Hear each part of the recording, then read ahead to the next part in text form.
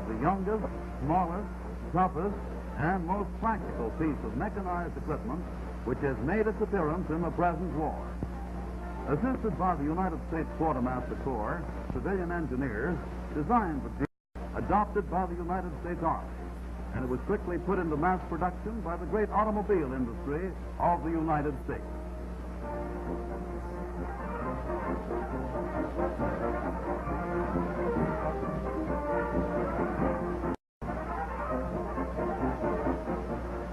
Within less than a year, the Jeep was in use on practically every United Nations war front, where it has won a place of highest honor, and it is one piece of warfare equipment which will be just as useful when the war is over.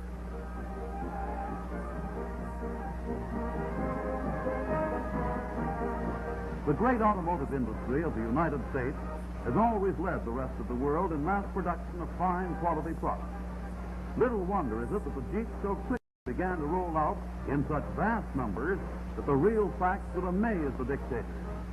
For every one of the United States peacetime plants have been converted to wartime work, most of them greatly enlarged, many new plants built, and all rolling 24 hours every day of the week.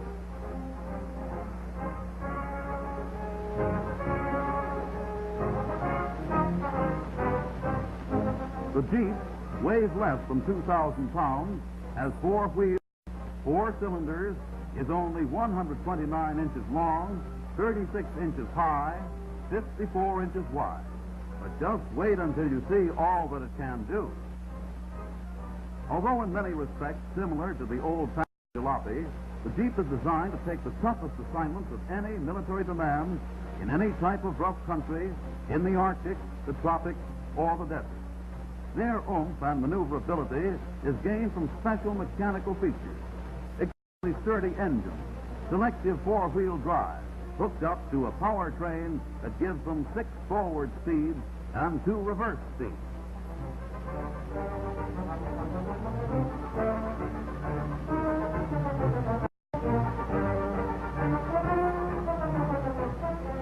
They can turn in a circle 30 feet in diameter and are easily steered with one finger.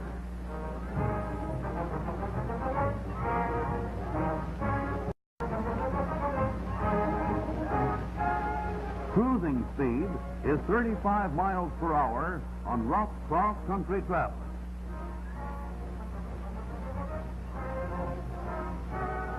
Getting stuck in a Jeep is virtually unknown.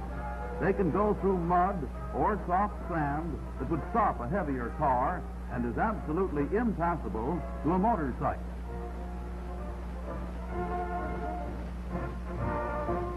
They are so light that 4 men lift one over obstacles which are otherwise impassable, although these situations occur but very rarely. Bumps that tilt them a full 60 degrees sidewise will not turn them over.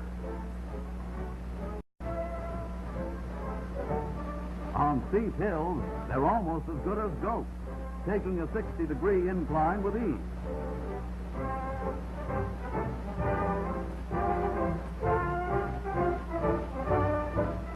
Even deep rivers can be crossed without a bridge by floating across in a canvas tarpaulin lashed around the butt.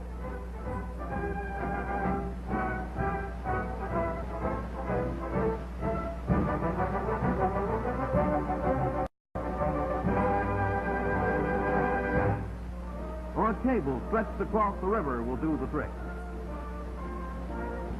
Look out there. Well, anyhow, the Jeep got across all right, and what's a little wetting to a fighting man? The Jeep is built for active service, and in actual warfare, it best proves its merit.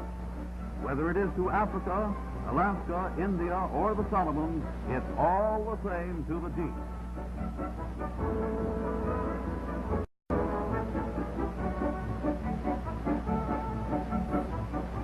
They are unequal for reconnaissance and messenger service, serving equally well the infantry, cavalry, or artillery divisions.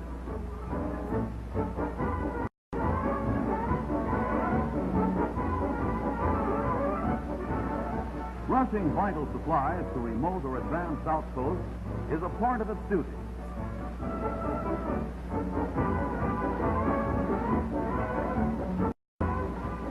Operating in the North African campaign, the mighty armored tank becomes far more effective as its cruising range is greatly extended by the Jeep as a fast-moving supply center.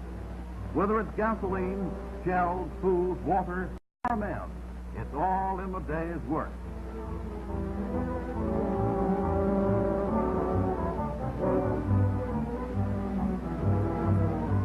As a Red Cross unit, it is almost indispensable. Its small size makes it difficult to be hit by enemy shell fire, and its high speed and ability to operate in difficult terrain permits it to render incomparable service. The Jeep is equally important in actual battle. With a 30 or 50 caliber machine gun, it becomes the most deadly, fast-moving unit of destruction against ground troops or low-flying planes.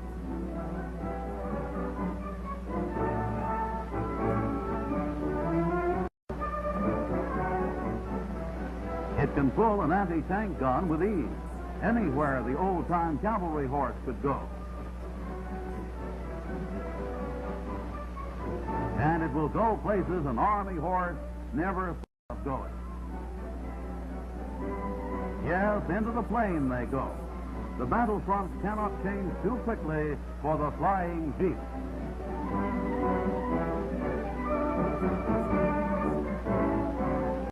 Yes, this war baby is at home, no matter where they send it. Rambling along the roughest roads of Australia is just the same as the sandy wastes of Libya or the streets of Detroit.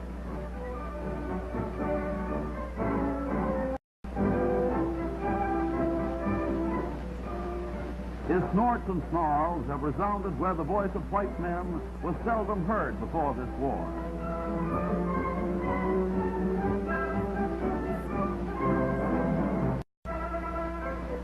Here he goes ramping through the picturesque jungles of the South Sea Island front, searching for Japs to chase clear back into the flaming crater of their pagan Mount Fujiyama.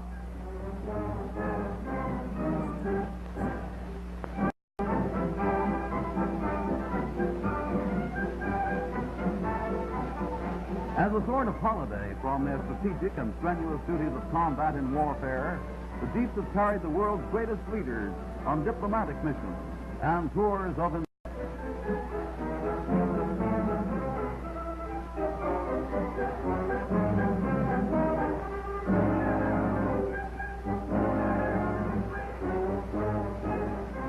But unlike most of the other mechanized equipment of warfare, the Jeep is not destined to the junk heap when the war is over.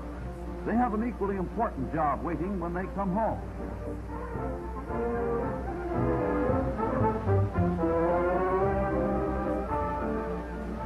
Experiments have already proven that they can pull a plow or other farm equipment just as well as an anti-tank cannon, using little more than 2 gallons of gasoline per acre to do it. They're just as efficient in harvesting the crop.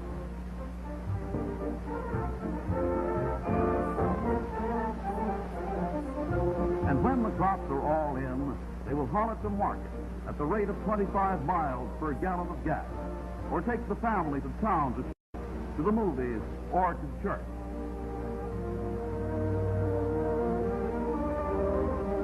Yes, the Jeep is one of the United States' most ingenious and practical contributions toward winning the war and aiding in the reconstruction period which will follow.